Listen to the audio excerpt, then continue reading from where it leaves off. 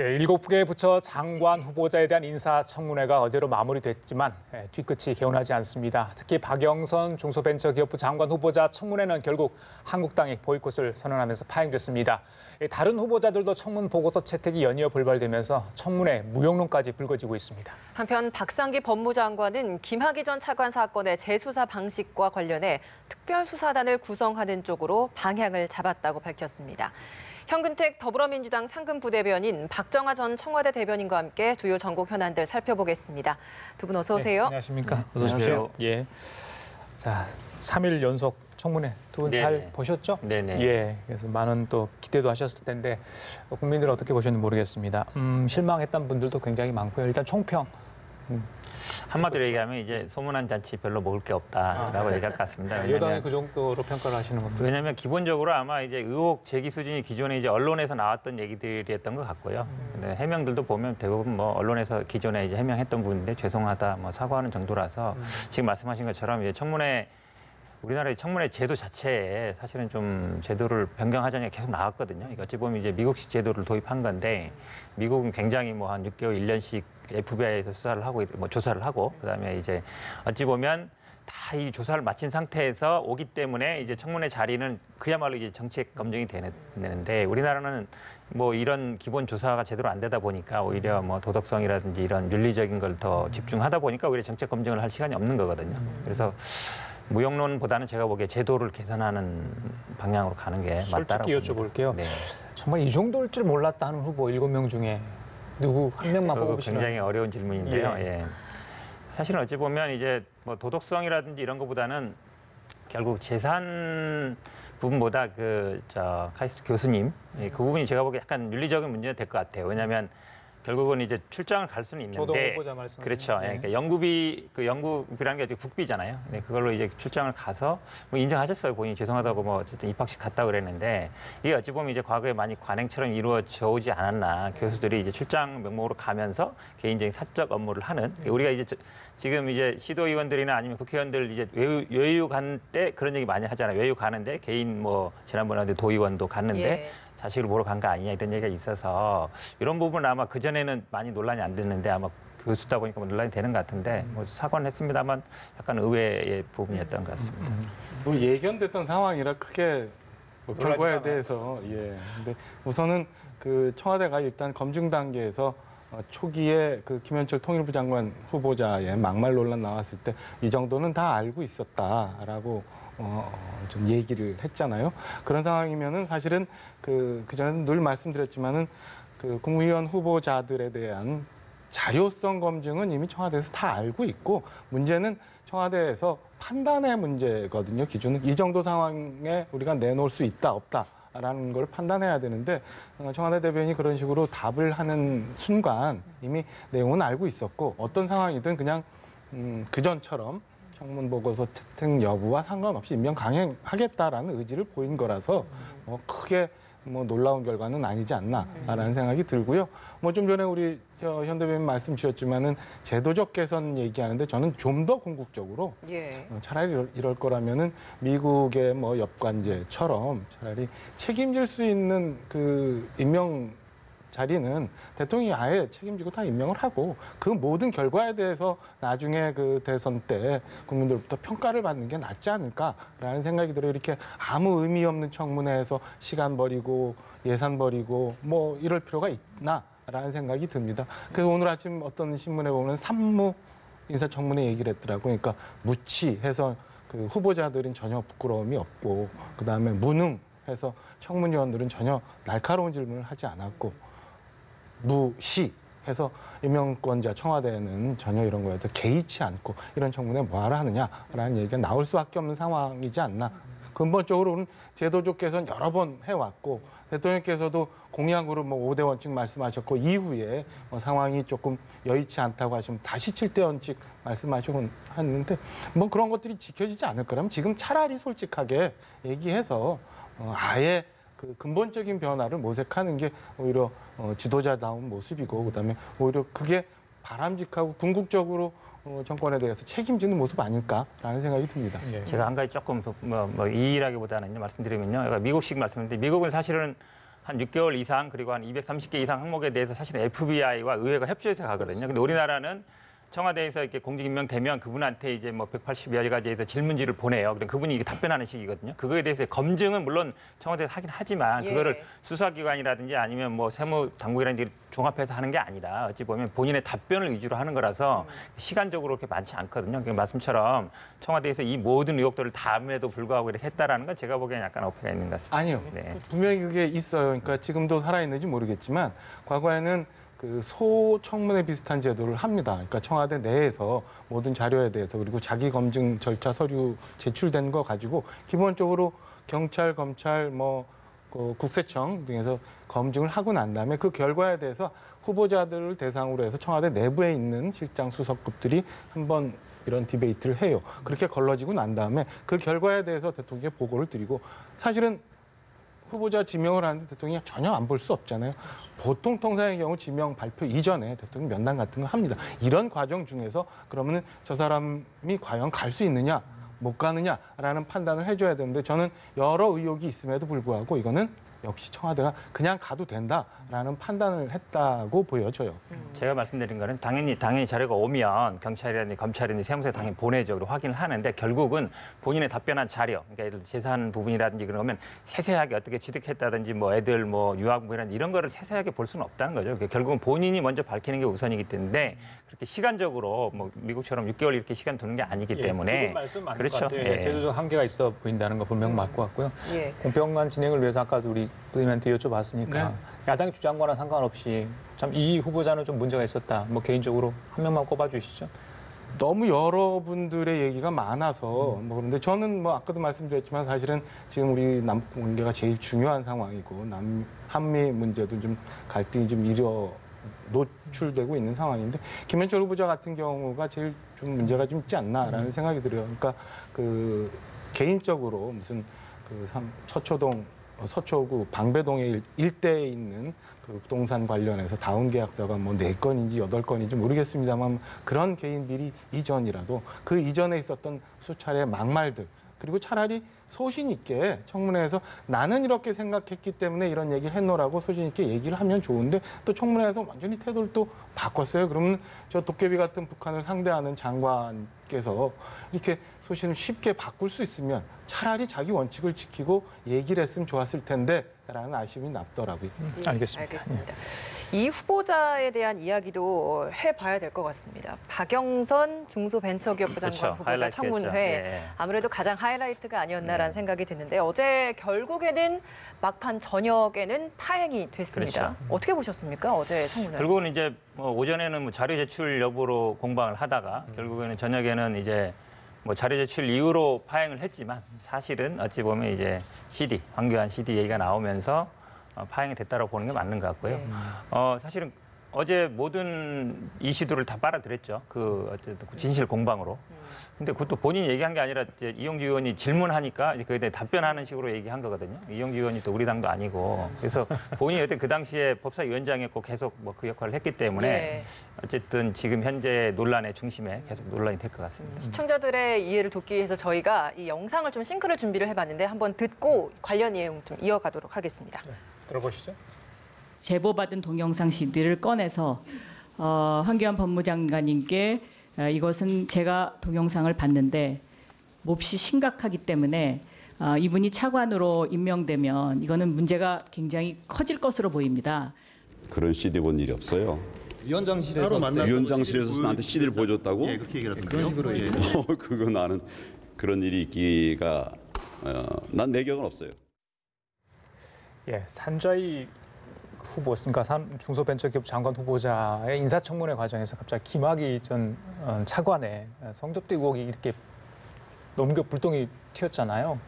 박영선 의원이 4선 국회의원이고 그동안 그 이에 앞서 이제 지금 그 CD 논란 되기 전에 야당 의원이 그동안 활약했던 청문위원으로서 활약했던 여러 가지를 또 본회의장에서 틀었잖아요. 그런 것들 보면서 저는 아주 노련한 정치인의 전형적인 물타기가 아니었나라는 판단이 들고요.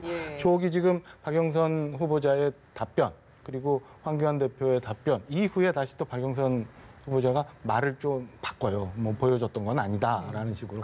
그런 걸 보면은 그동안 본인한테 있었던 여러 가지 의혹, 청문 과정들을 다 한 판에 엎어버릴 카드로 준비를 하고 있었던 거 아닌가라는 생각이 좀 들 정도로 전체를 바꿔버리는 그런 모습이었다고 보여져요. 그러니까 누구 말이 맞는 겁니까? 일단 법사위원장실에 간 거거든요. 그것까지는 인정을 했잖아요. 황교안 그러니까 관례대로 가는 거니까 상임위원장실을 가는데 CD는 보지 않았다고 하니. CD는 뭐 못 봤다고 예, 하니까 그러니- CD에 대해서 지나간 식으로 예. 언급은 있었을 개연성은 있을 것 같고요. 황교안 대표 같은 경우는 당시 법무장관 취임한 지 얼마 안 됐기 때문에 별 의미 없이 흘려들었을 가능성도 있고 이거는 두 사람 간의 호담의 CD를 봤다고 하는 우리 박지원 또 전 대표도 등장하잖아요. 그러니까 그분들의 진실 공방으로 빨려 들어가는 거 아닌가?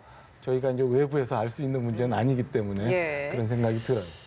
저는 조금 달리 보는데요. 지금 이제 박영선 의원이 약간 뭐 말실수한 건 있어요. CD를 꺼내 보여줬다라고 했는데 그건 아니다. 예, 예. 근데 거기서 중점은 CD를 보여줬냐 안 보여줬냐가 중요한 게 아니라 이분이 이런 문제가 있는데 차관을 임명해도 되느냐 안 되느냐. 분명하게 자기 의사는 이런 문제가 있기 때문에 그렇죠. 더구나 여성 뭐 법사위원장인데 예. CD를 볼 수는 없는 거잖아요. 그러니까 근데 지금 황교안 대표 워딩을 보면 계속 그랬거든요. 내가 임명되기 전에 몰랐다. 임명된 후에 그런 문제가 있는지 알았다. 근데 거기서 결국은 임명되기 전에 그런 문제가 있는지, 그러니까 동영상이라든지 이런 문제가 있는지 알았느냐 몰랐느냐가 핵심인데 그 부분에 대해서는 어쨌든 지금 박영선 의원도 혼자 그 얘기를 한 게 아니라 충분히 알아듣게 얘기했다. 그리고 다른 사람도 법사위원장실에 있었다라고 얘기하기 때문에 지금 황교안 대표가 그 CD를 본 적이 있다 없다 이렇게 얘기하는 건 제가 보기에 논점에서 약간 벗어나는 것이라고 봐요. 그리고 또 이제 또 질문이 나왔던 것이 황교안 당시 법무부 장관이 이 사실을 미리 알았던 것 같냐라고 했더니 더 먼저 내가 이야기를 하기 전에 알고 있었던 것 같은 느낌이었다라고 이야기를 한 이 부분은 어떻게 보셨습니까?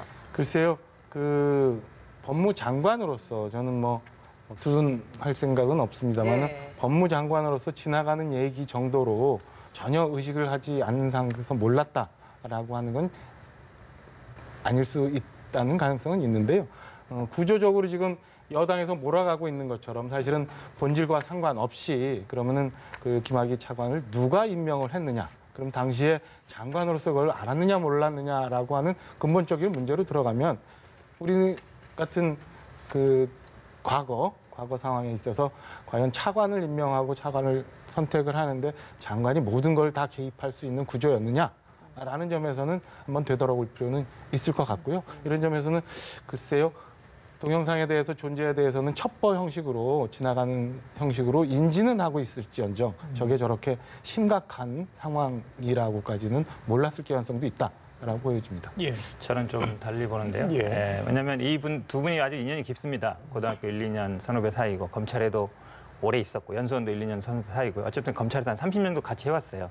그러면 거의 경쟁자라고 볼 수 있거든요. 비슷하게 누가 먼저 뭐 고검장을 다느냐, 누가 먼저 장관을 됐냐 이런 거에 대해서 어찌 보면 서로 상대방을 잘 아는 사이인데 더구나 지금 박지원 의원이나 박영선 의원한테 아직 갈 정도면 이미 뭐 경찰이라든지 주요 정보 라인에서라든지 다 알고 있다는 얘기거든요. 근데 검찰에 오래 계셨고 법무부 장관까지 되시는 분인데 그걸 몰랐다라면 사실은 무능한 거예요. 이미 다 뭐 청와대 정무 라인이라든지 아니면 사실 국회에 올 정도면 이미 언론에도 이미 어느 정도 알려진 내용들이거든요. 제가 보기엔 지금 말씀하신 황교안 대표가 계속 얘기했던 임명되기 전에는 몰랐고 임명된 후에야 그 상황을 알았다라고 얘기하는 얘기는 제가 보기에 좀 사실이 아닐 가능성이 높지 않나라고 봅니다. 또 하나의 그 진실 공방이 있죠. 그 청와대 외압 수사 그렇죠. 외압 관련해서 그렇죠. 김기용 전 경찰청장과 곽상도 당시 민정수석 그렇죠. 간에 이게 좀 안 맞아요. 그렇죠? 네. 그 부분은 어떻게 좀 봐야 되는 겁니까? 가장 중요한 포인트가 뭐냐면요. 예. 이 김학의 차관이 임명되고 취임식을 하는 날 경찰청장이 사임했어요. 사임했죠. 그렇죠. 그게 굉장히 중요합니다. 네. 그럼에도 불구하고 그다음에 결과가 어떻게 되느냐. 경찰은 기소 의견을 올렸다는 거예요. 그러니까 경찰청장이 물러나고 수사 대상이 있던 사람이 다 좌천됐음에도 불구하고 기소 의견을 올렸다는 거는 경찰이 어찌 보면 굉장히 울분을 사겠다는 거거든요. 그 많은 사람들이 물러섬에도 불구하고. 그런데 검찰은 나중에 불기소를 했단 말이죠. 그러면 제가 보기에 이거에 대해서 아마 울분을 사기는 경찰들이 굉장히 많을 거예요. 결국은 검찰이나 아니면 청와대에서 힘으로 눌렀다. 저는 이게 수사가 된다 그러면 그래서 가장 포인트는 뭐냐면 그 경찰이 올린 그 기소 의견서. 예. 저는 만약에 이게 앞으로 수사 과정에 나올 거로 보는데 그렇게 된다 그러면 아마 이 검찰 지금 검경 수사권 조정 과정이 있지 않습니까? 예. 공수처 문제도 있고 그래서 저는 경찰이 아마 이 실제로 수사에 들어가면 경찰 쪽에 있던 수사를 하던 분들이 아마 사실대로 진술할 가능성이 굉장히 높다라고 봅니다. 그 청와대에 계셨기 때문에, 그러니까 청와대에 보고서가 여러 번 했고 또 구두로 불려가서까지 이야기를 했었다는데 청와대에서는 이걸 또 다른 쪽으로 해석을 당시 이렇게 하고 있는 것 같아요. 특히 곽상도 의원이. 예. 조사를 하면 저는 이거는 금방 나올 수 있는 건이라고 보여져요. 그러니까 우선은 저거는 있죠. 민정수석 라인 하에 경찰이 있진 않아요. 그러니까 정무수석 라인 안에 경찰이 있기 때문에 어느 손으로 보고 가는지는 또 확인해야 될 부분인 거 부분이 있고요. 예. 그다음에 청와대 출입국 이게 기록이 분명히 있잖아요. 왔다 연폭문을 들어갔다 나왔다 하는 기록이 있기 때문에 그거 찾아보면 김경 경찰청장 포함한 아니면 수사국장이 됐든 들어갔다 나왔던 거 확인이 될 수 있고 청와대를 들어가면서 그냥 구두로 보고를 했을까? 어떻게든 정리를 했을 거예요. 그 문건 나오면 바로 나올 수 있는 문제이기 때문에 저는 이건 크게 진실 공방에서 논란에 빠지지 않을 거라고 보여지는데 문제는 더 근본적으로 가보면 저는 이게 지금 너무 정치적 이슈화돼 있고 그다음에 복잡한 이 교차방 정식이 있어요. 그러니까 진실 공방뿐만 아니라 검경의 수사권 독립까지도 지금 계속 연관돼 있는 문제인데 이게 김학의 전 차관의 그 입에 담기도 험할 정도의 그 심각한 그 성 문제에 대한 동영상 건이 과연 어떻게 돼서 검찰에서는 2번의 조사를 했음에도 불구하고 무혐의 처분이 됐느냐? 이게 검찰 진상조사위원회가 찾아 들어가야 되는 부분이고 국민들이 궁금해하는 부분이에요. 당시 상황은 뭐였는지. 근데 사실은 조홍천 의원, 그다음에 당시에 검찰총장이었던 최동 총장은 진상조사위원회에서 수사 대상을 빼버리고 지금 나온 거는 그럼 민정수석이 알았느냐 몰랐느냐. 그럼 김학의 차관은 누가 임명을 했느냐 아느냐. 이런 다른 본질로 가버렸기 때문에 국민들도 의아해할 수밖에 없는 거고 저는 배가 산으로 가 있는 본질을 희석시키고 또 다른 논쟁을 만들어가고 있는 상황 아닌가라는 느낌이 듭니다. 오늘은 여러 건 제가 반박을 하게 되는데요. 예. 편하게 하세요. 예, 최동욱 검찰총장도 제가 보기에는 만약에 이게 면접을 준 게 아닙니다. 당연히 제가 보기에는 조홍천도 마찬가지죠. 그렇죠. 조홍천도 과거사 위해서 그렇죠. 조사한다고 나중에 그랬습니다. 만약에 문제가 되면 조사할 수 있다기 때문에 예, 예. 면접을 준 건 아니고요. 근데 당시에 어쨌든 지금까지 나온 청와대에 있던 직원들이나 경찰의 진술을 봤을 때 그리고 그다음에 그 경찰 수사국장인가 그분도 사실은 2분을 특정했어요. 정무수석이든 아니면 민정수석 2 중에 한 분이 나한테 어쨌든 인사적인 얘기를 했다라고 얘기했기 때문에 어느 정도 특정돼서 얘기한 것이고 저는 충분히 검찰 수사 과정에서 수사 대상은 변동될 수 있는 것이고 그 지금 말씀하신 2분들도 충분히 조사받을 가능성이 있다라고 봅니다. 곽상도 당시 민정수석 현 의원 같은 경우에는 다 본인이 문재인 대통령의 딸에 대한 의혹을 제기했었기 때문에 보복 수사를 하는 것이다라는 주장도 하고 있고 한국당 내에서도 지금 이 부분에 대해서 특검 도입에 대해서 드루킹 재특검까지 요구를 하면서 어찌 보면 좀 정치 쟁점화 시키는 부분이 있는데 이 부분은 좀 바람직하다라고 보시는지 어떻게 보십니까? 드루킹 재특검까지는 좀 과히 많이 나가고 정치 쟁점화의 의도가 있다고 보여져요. 그러나 지금 검찰의 과거사 진상조사위원회 좀 전에 우리가 얘기했던 건들 여러 가지 의문사항 그다음에 좀 석연치 않은 것들을 보면 저는 과연 검찰 내에서 특별수사반을 만들어서 진실을 다 규명해낼 수 있느냐라는 점에서는 의문이 있어요. 그리고 그 검찰 내에 모든 걸 맡겨서 진실이 다 드러날 수 있느냐.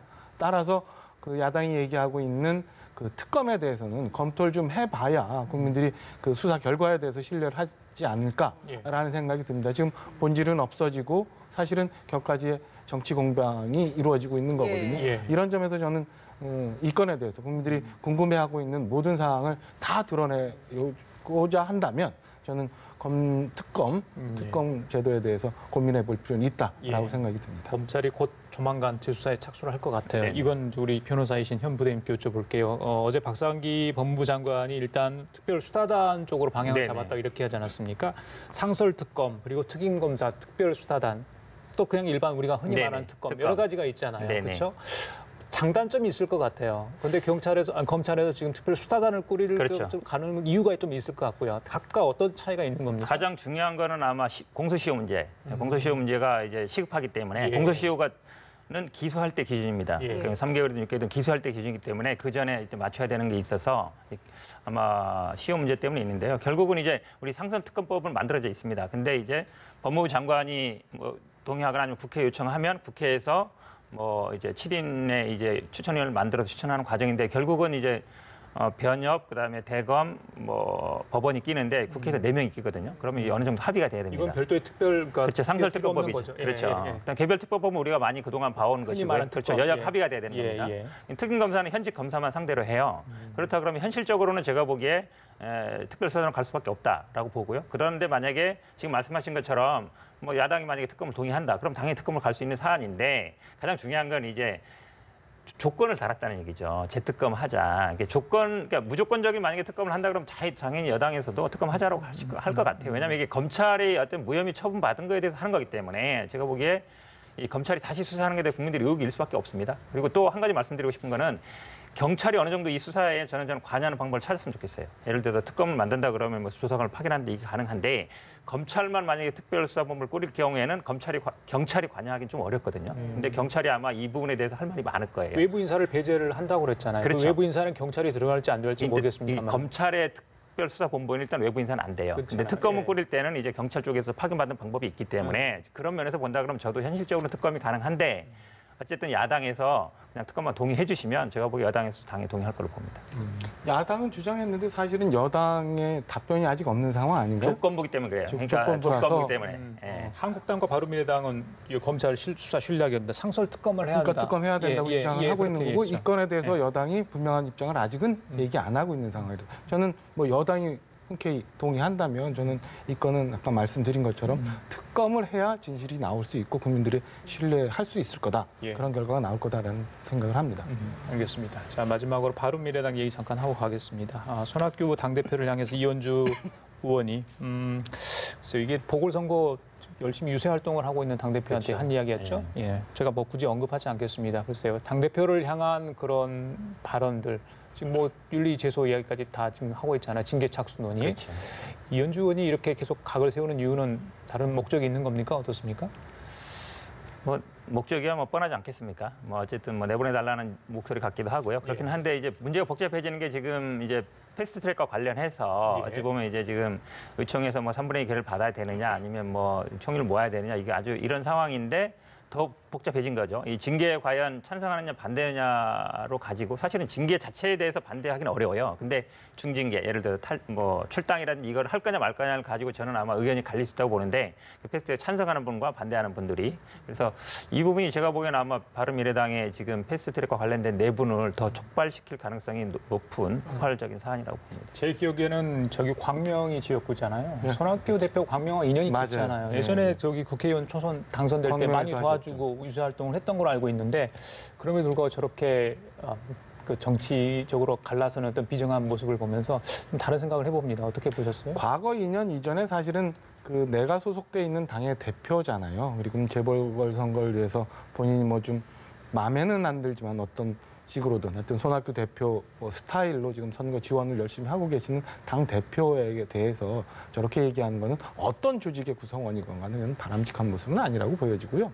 다만 지난주에도 말씀드렸지만은 바른미래당 안에는 그 서로 다른 두 부류가 서로 다른 목적을 지금 갖고 가고 있기 때문에 조만간 빨리 정리해 주는 게 맞지 않나 서로 간에 그런 생각이 들고요. 그 여당에서는 패스트트랙 절차에 곧 돌입을 할 거라고 보여지는데 그렇게 된다면은 불가피 그 생각이 다른 두 파트가 분열의 과정을 밟아가지 않을까라는 생각이 듭니다.